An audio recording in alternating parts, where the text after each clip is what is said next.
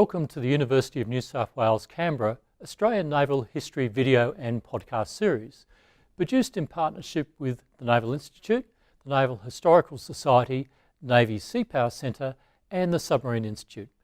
Thanks for joining us. We hope you enjoy this episode and return for others in the series. I'm Peter Jones, a retired Vice Admiral and a member of the Naval Studies Group at the University of New South Wales, Canberra at the Australian Defence Force Academy.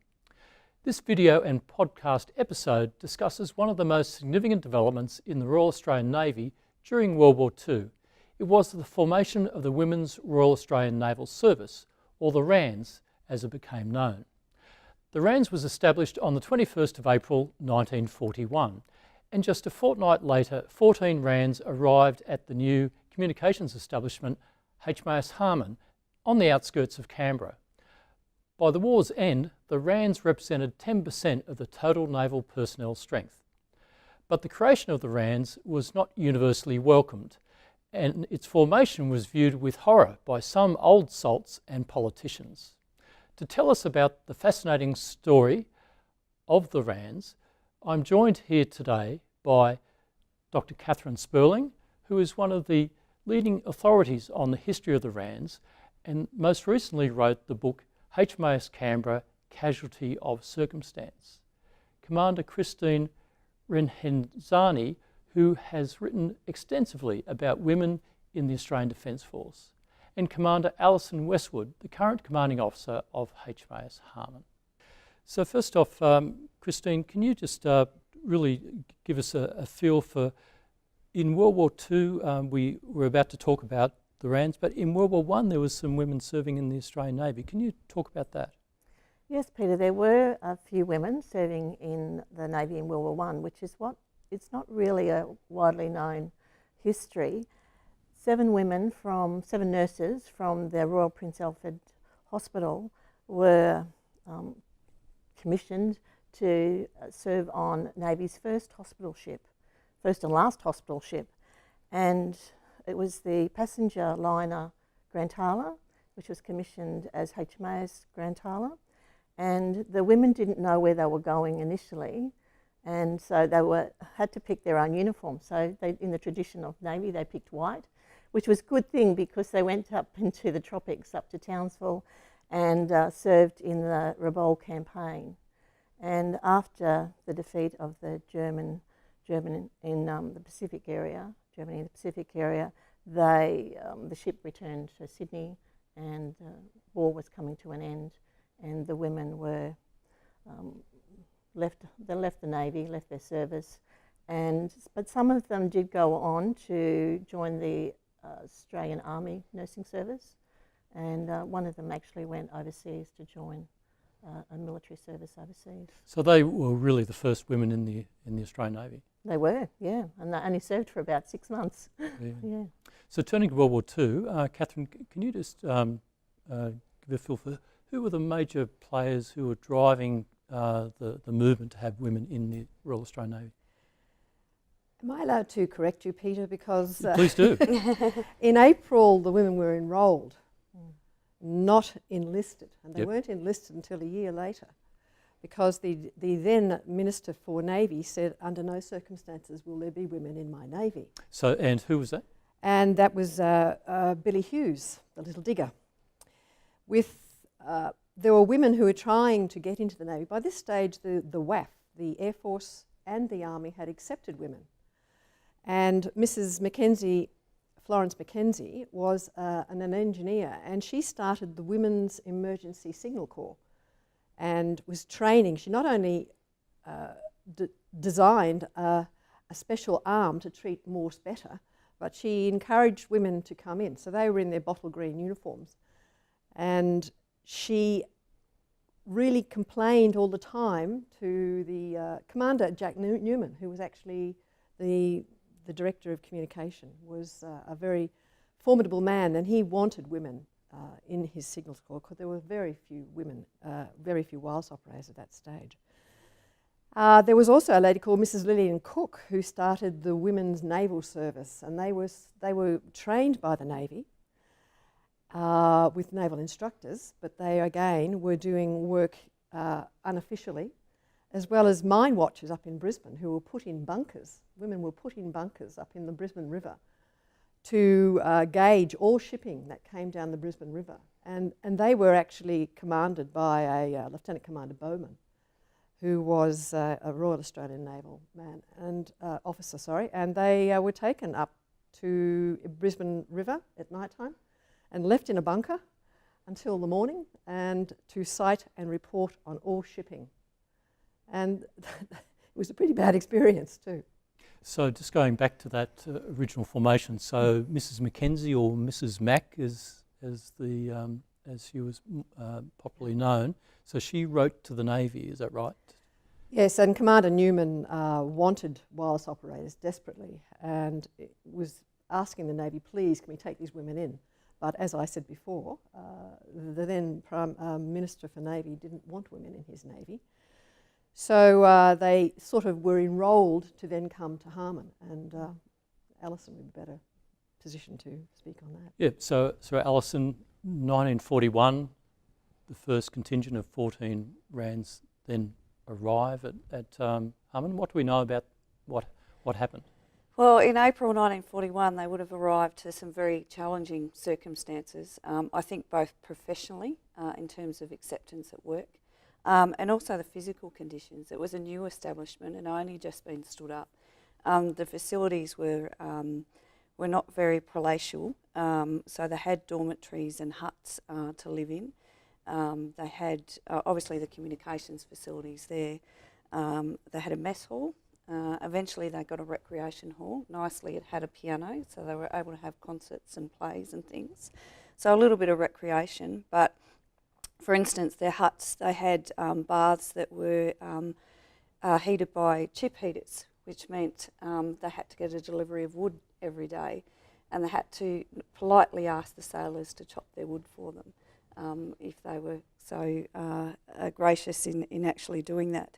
And there's some good stories about if you didn't get your allocation of wood and your neighbour was more fortunate to have more wood, then you'd actually go and steal the neighbour's wood so you could have your bath. But long hours as well. They were shift working, and so in the middle of the night they'd walk from one end of the establishment as it was up to the other end.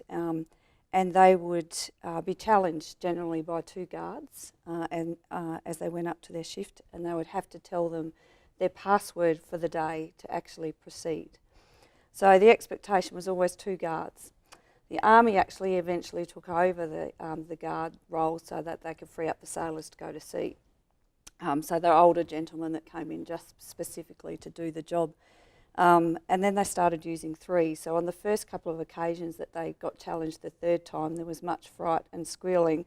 So not much of the passwords were actually set out.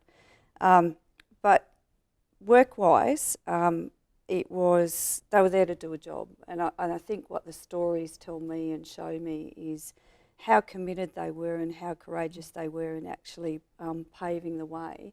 And taking this seriously and actually really wanting to contribute to the war.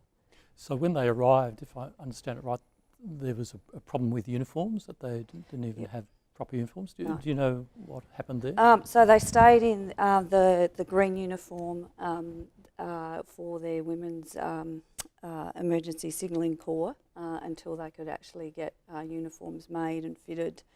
And they were modelled off the RN uniform, so it's quite a winter weight uniform, but I think they forgot the shoes to start with, is my recollection. And just going back to Mrs. Mack, I understand that she was in attendance on that day when they arrived. Is that right? Yeah, she used to accompany the women to and from, and including settling them in if they were still down in, for instance, down in Lonsdale for the second intake. She would travel and make sure that they were actually looked after. Okay. Yeah. So Christine, they created the Women's Royal Australian Naval Service. Why didn't they just have the women join the RAN? It was because that the RAN was predominantly for a men's service. It was a men's service and men went to sea, but workforce shortages required the support of women. And so they created an auxiliary service which was to supplement the workforce during the war. So it wasn't they weren't part of the RAN, they were a supplement. It was the same with all the women's auxiliary services that were formed. The RANS was just one of them, and it was a supplement. So at the end of the war, when the men returned home to take up their role in society again, and they were discharged from the services, then the women had to make way for the men, because that was their primary role as the breadwinner in society, and women went back to their domestic duties. With your experience in the Navy, would you say that it was particularly hard because the other services were already formed? It was particularly hard because of perhaps the suspicion about women at sea? Yes, I mean, there was this sea is a man's job, and it was particularly that whole genre of go to sea, that no women on ships, it's very superstition and all that sort of thing, I think. I think that's it, because the other two services had no trouble at all in starting the service, Creating the service, and the numbers that the Air Force and the Army took in compared to the Navy. It was just, we enlisted about 2,000 women overall during that period, and whereas the Air Force, I think, was looking at something like 70,000. I think it was said very well when a survivor of HMAS Canberra came back, which was sunk in the Guadalcanal campaign, and he arrived and there were volunteers in these naval uniforms that hadn't really been prescribed properly at that stage,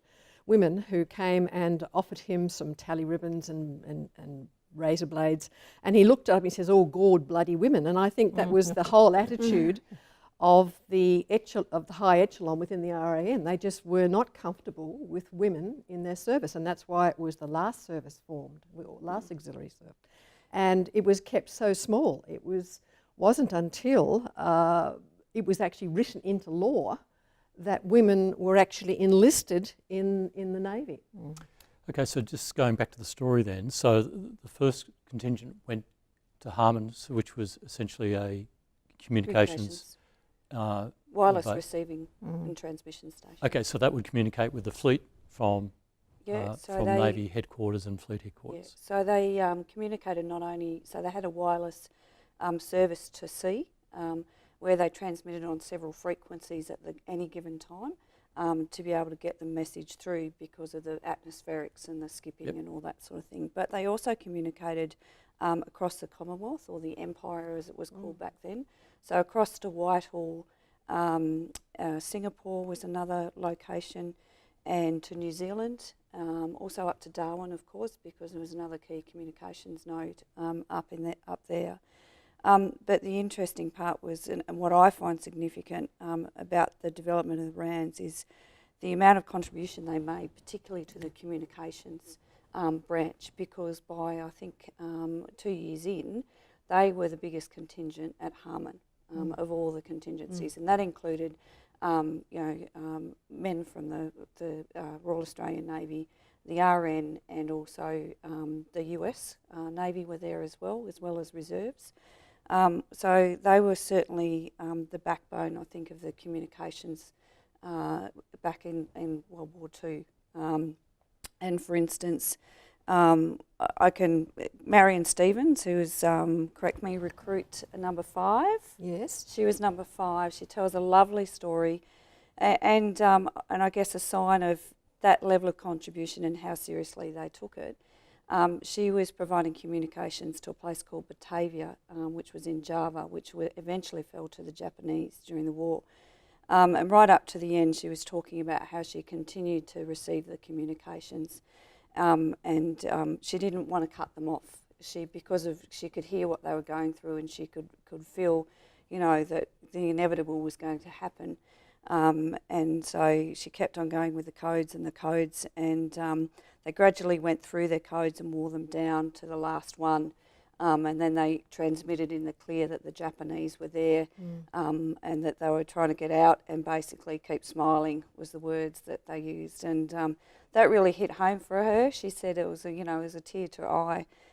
There was a good end to that story though, because that communications node ended up retransmitting not so long after, so a period of time after, and they'd made it to Colombo. So she said it was nice to hear that code again and work out it was them. So she said it was a good ending. But she was the first woman to be promoted to chief. Yes, she was. And in fact, it was Jess Prain, RAN Jess Prain, who sent the message throughout the Navy, through all shipping, that Australia was at war with the Japanese.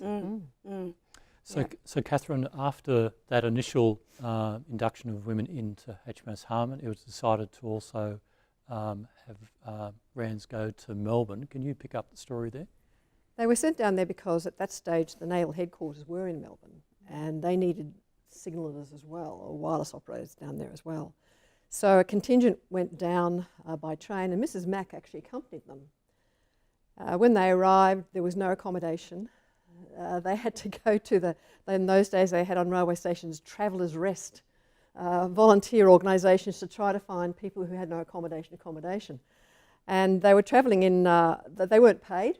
One day they had to pool their money to buy their food was one Freddo frog each, and to get by tram into naval headquarters to work.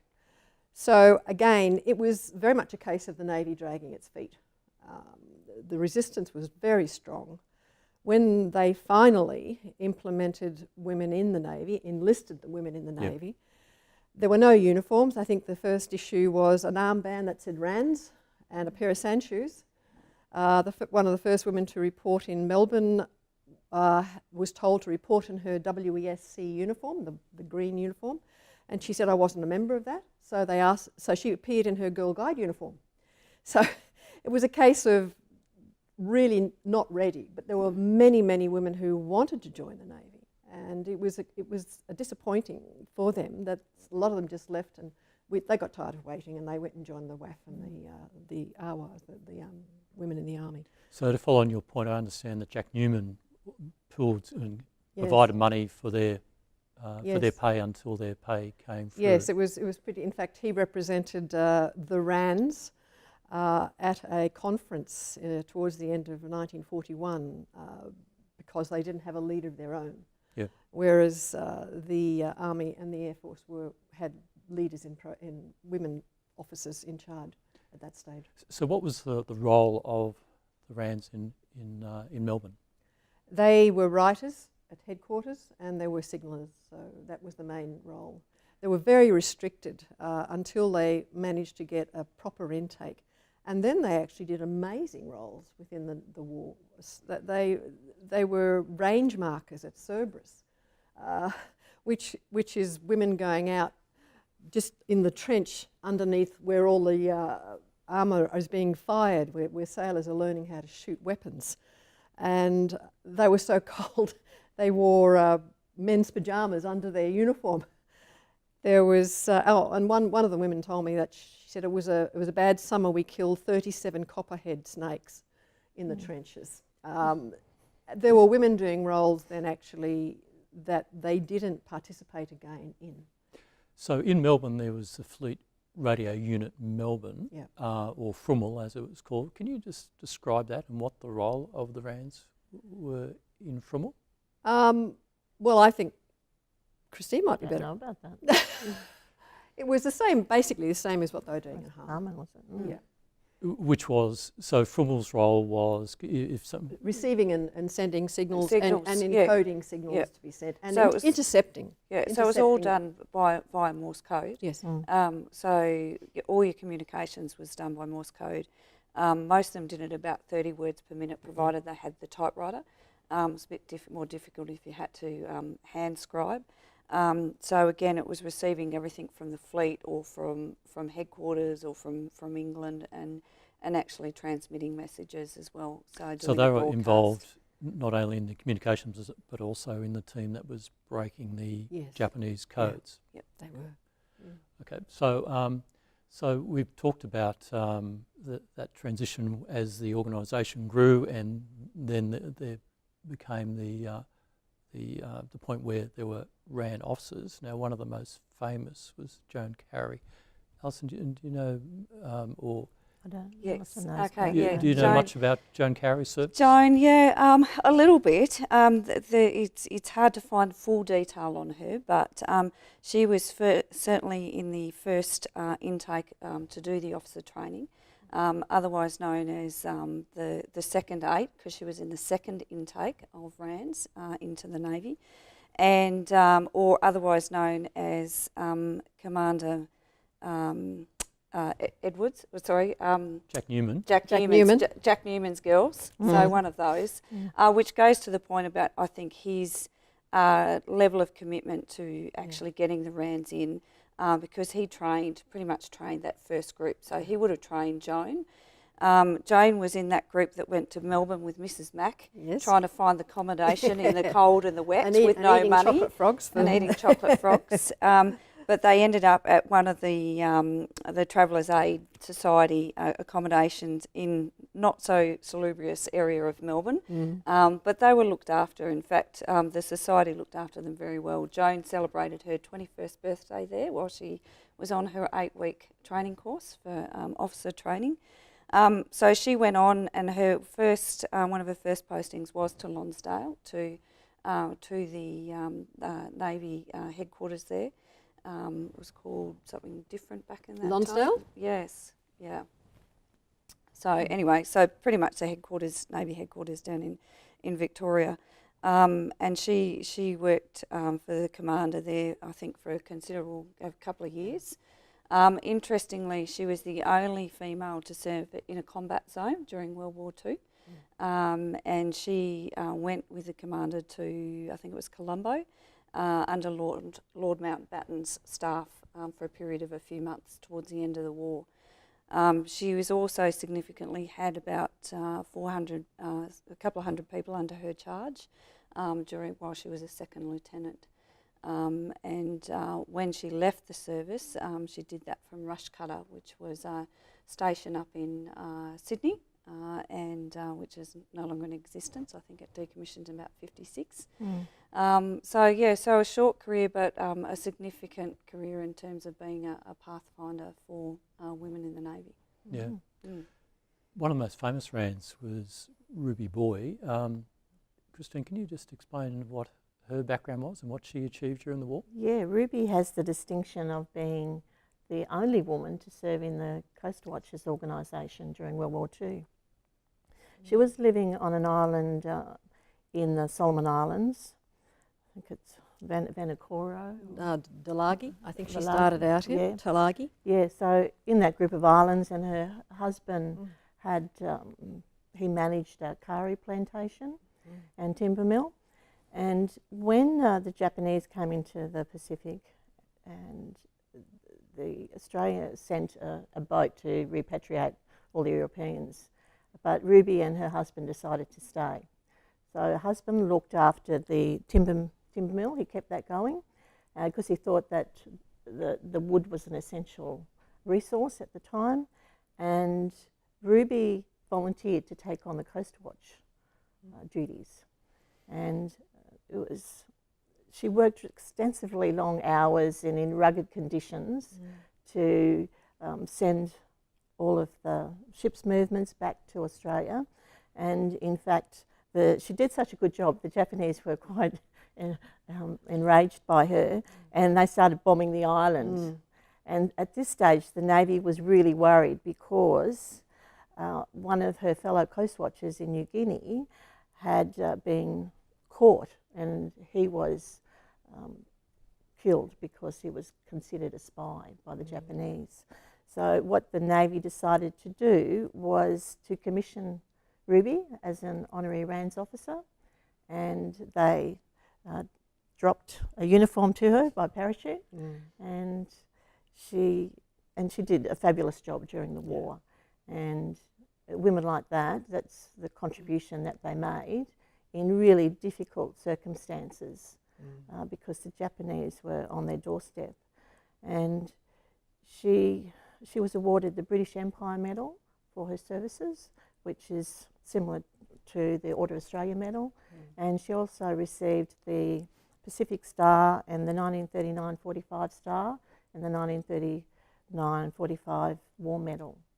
And interestingly, we're here at ADFA recording this, and a accommodation block is named after Ruby.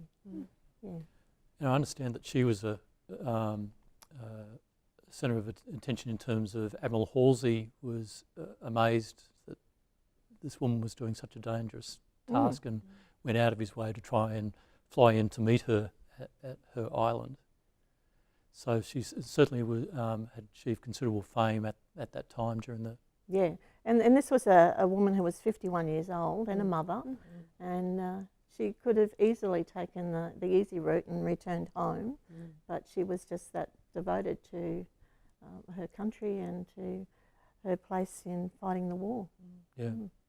So Kathryn, just looking at that contribution in that range of areas we've sort of touched on, how would you describe that contribution by women in the naval service during the war?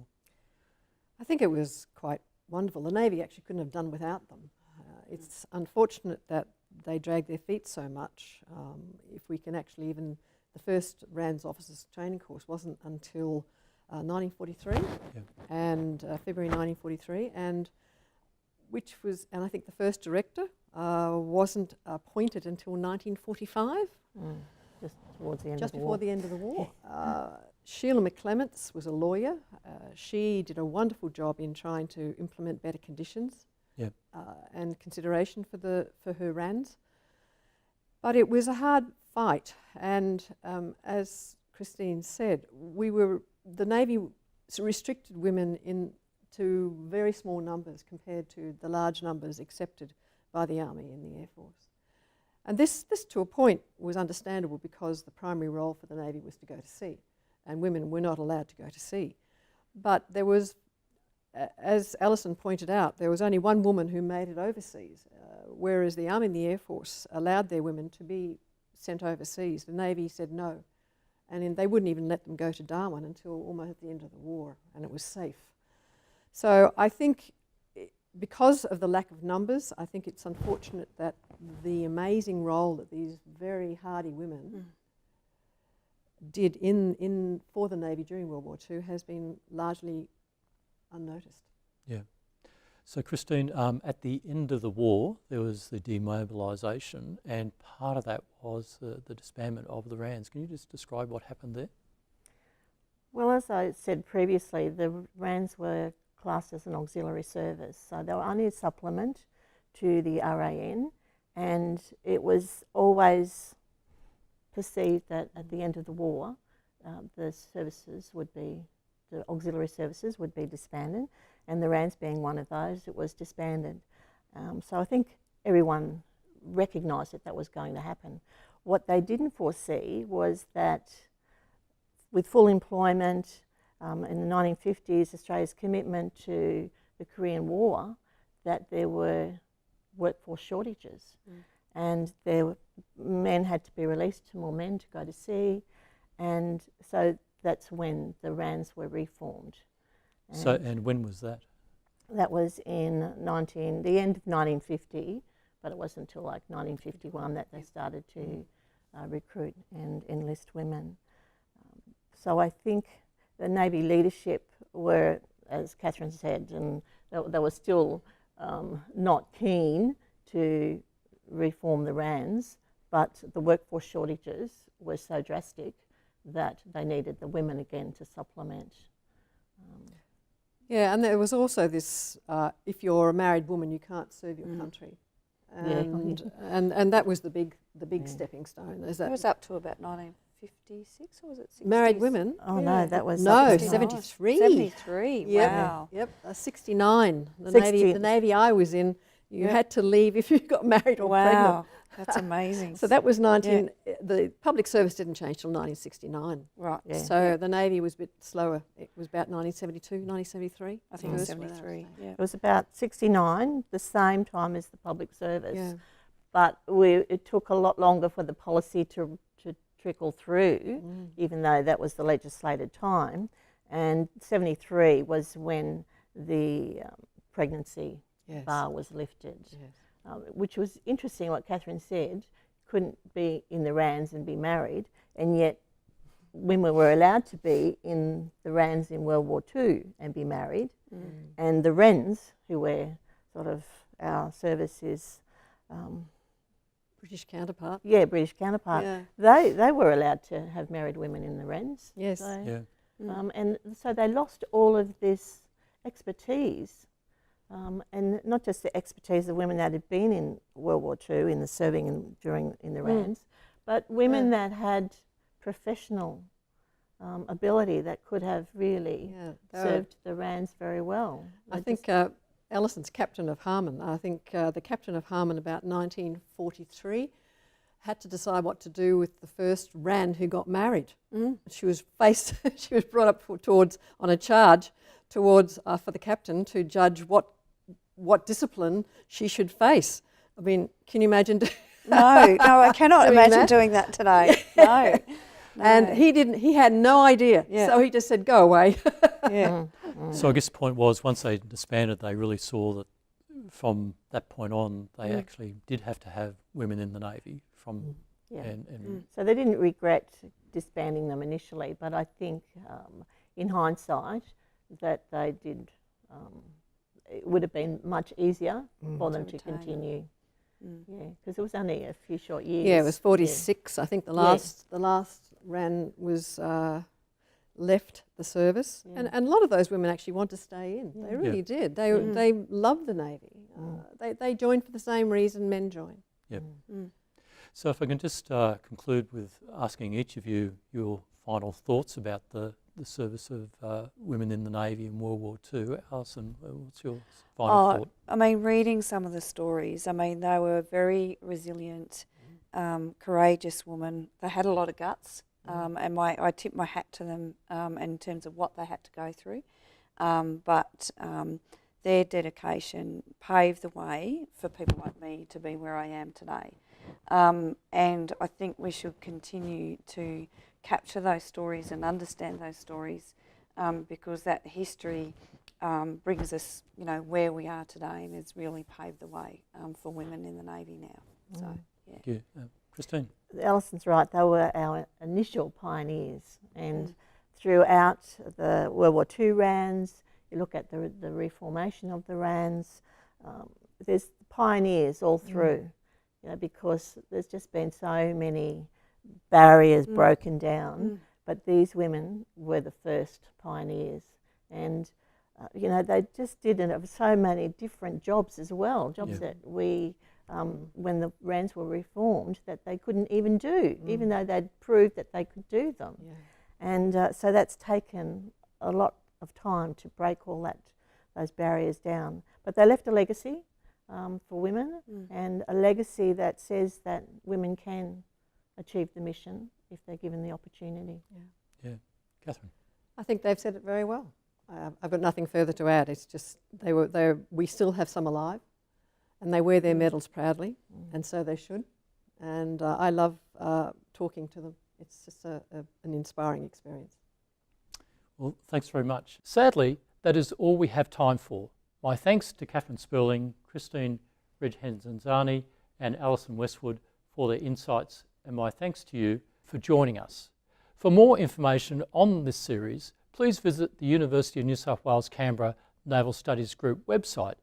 To find us, simply Google Naval Studies Group and the University of New South Wales Canberra. Ours will be the first website in the search results. We look forward to your company for the next episode. Bye for now.